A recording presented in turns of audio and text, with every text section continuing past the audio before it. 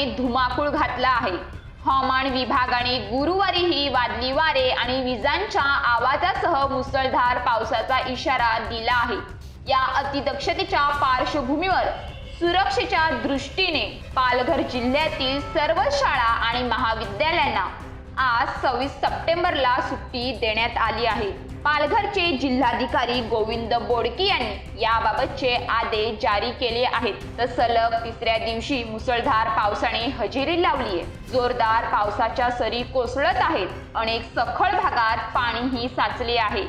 तर हवामान विभागाने रेड अलर्ट दिला आहे। तसेच पुढील 24 तासांमध्ये पालघर, पुणे, रायगड, रत्नागिरीमध्ये काही ठिकाणी विजांच्या आवाजासह वादळी वाऱ्यासह अतिवृष्टी होणार असल्याचा इशारा हवामान खात्याकडून देण्यात आला आहे।